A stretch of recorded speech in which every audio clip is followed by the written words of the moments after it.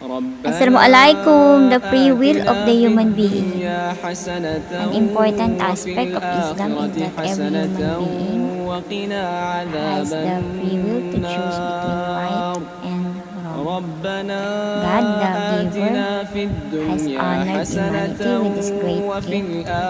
It comes with heavy responsibility, and on the day of judgment, we will be accountable for our use of this gift.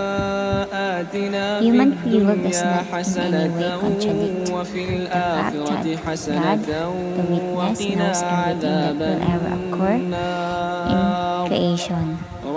Someone might ask, if God knows that I am going to commit a sin tomorrow, then it is unavoidable that I do so, because God's knowledge is infallible, and what God knows will come to pass. God's knowledge of this person's decision does not mean that he or she is being forced to make that decision.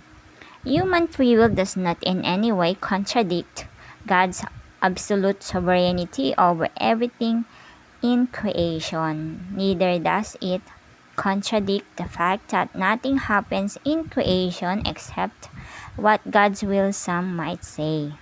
Therefore, I have no free will. My free will is but an illusion. On the contrary, God created within each of us the ability to formulate an intentions. God wants us to be able to make our own choices.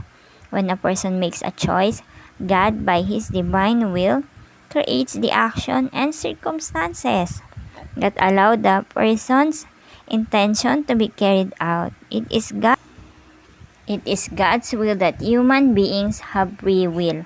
God is not always pleased with the decisions people make, but He wants them to be able to make those decisions by their own free choice. An example of this is a person's will to do a good deed. The good deed may never be carried out, but God may reward the person for his or her intention to do a good deed. If the good deed comes to pass, God will allow it to take place, and God will reward both the intentions and action. In other words, God, the judge, may reward you for good deeds willed but not carried out. However, He does not punish people for bad intention not acted upon.